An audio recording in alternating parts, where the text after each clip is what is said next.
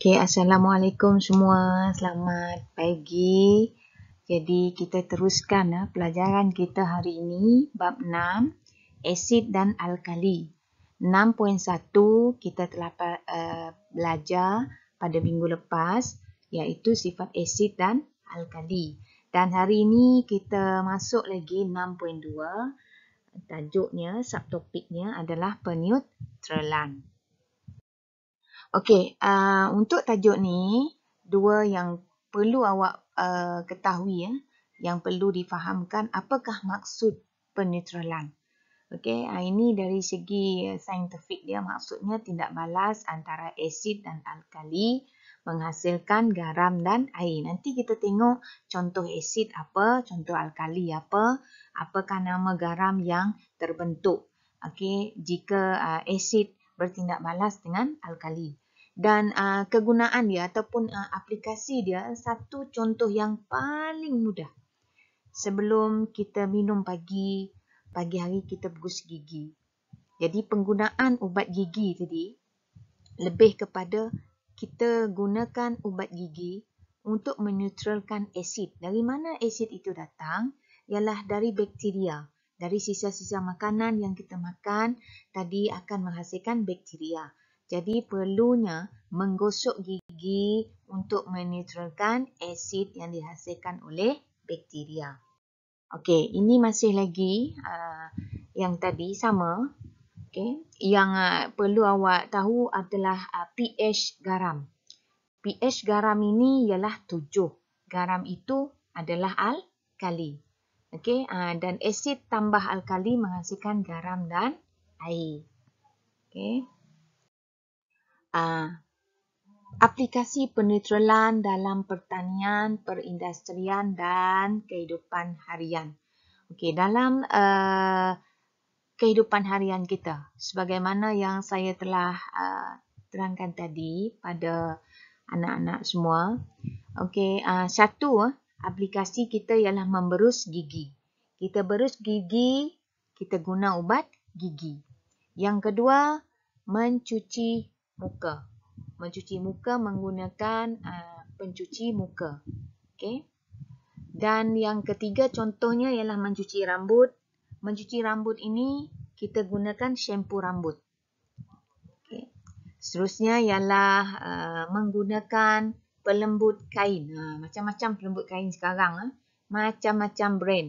Jadi tujuan dia, pelembut fabrik ini, pelembut kain ini mempunyai sifat asid. Jadi ia mengurangkan nilai pH fabrik yang menjadi beralkali disebabkan oleh penggunaan serbuk pencuci. Yang seterusnya ialah dalam bidang pertanian. Kalau tanah itu berasid, jadi kita kena neutralkan. Apa yang perlu dibuat? Kita kena guna kapur mati. Kapur mati ini bersifat alkali. Dan contoh yang terakhir ialah dalam aplikasi peneutralan ialah merawat bahan buangan industri. Bahan buangan berasid daripada kilang dirawat dengan alkali sebelum dibebaskan. Ini adalah antara aplikasi peneutralan dalam pertanian, perindustrian dan kehidupan harian.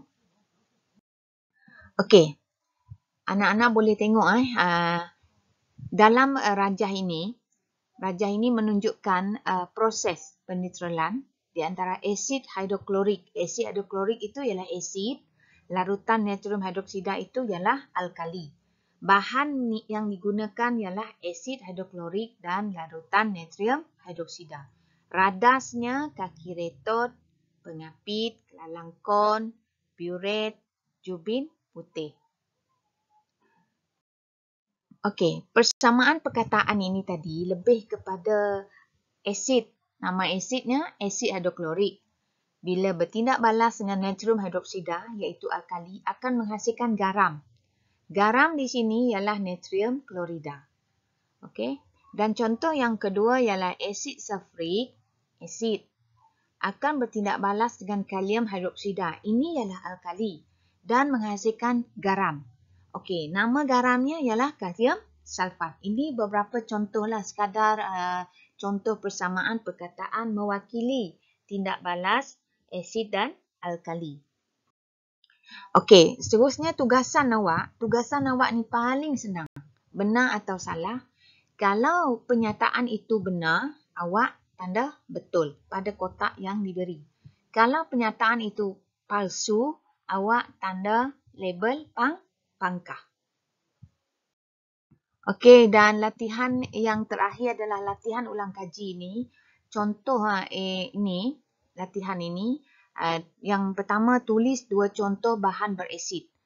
Awak bagi contoh 2 bahan berasid yang berada di rumah awak ataupun yang berada dalam makmal. Yang kedua, nyatakan 2 ciri alkali, 2 sifat alkali. Awak tulis dalam kotak yang disediakan. Dan soalan yang terakhir, tuliskan satu persamaan perkataan di antara asid nitrik dan kalium hidroksida. Okey. Dan